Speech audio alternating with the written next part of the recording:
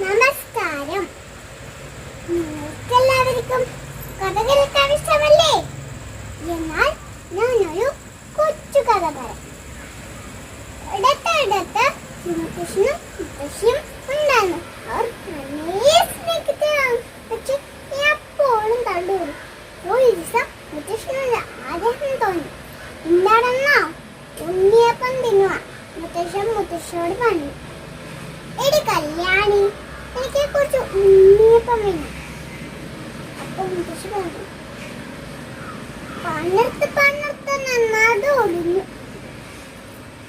അപ്പൊ മുത്തശ്ശി പറഞ്ഞു, ഇന്ന് വൈകുന്നേരം ആകുമ്പോഴേക്കും ഉണ്ണിയപ്പം കലായി എന്റെ സ്വഭാവം മാറും.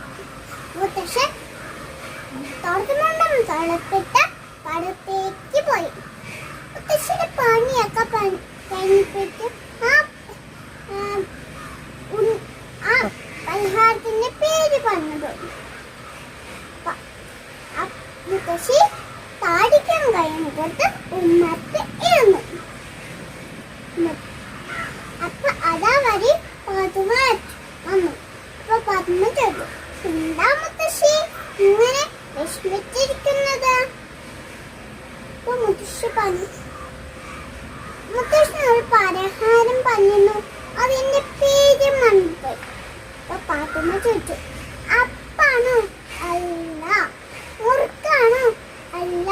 എന്നാ മുത്തശ്ശി നമ്മള് പോവാ, നിങ്ങൾക്ക് കുറെ പണികളുണ്ട്, അവിടുന്ന് പോയി. അപ്പൊ അതാണ് നമ്മളെ മുത്തശ്ശൻ.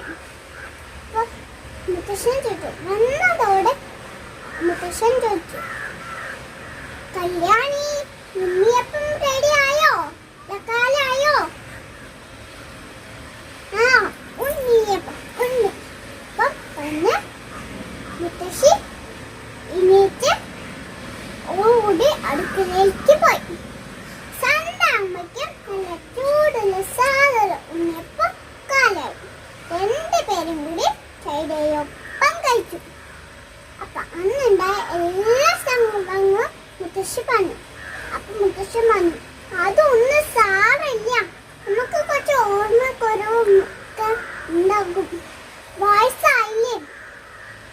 ഇങ്ങനെ ബാല്യത്തിന്റെ ചുരുക്കം കുറച്ച് ഓർമ്മക്കുറവുമില്ല. നമ്മളെ ചുറ്റുപാടും മുത്തശ്ശനും നമ്മൾ ചുറ്റുപാടുമില്ലേ, അവരെ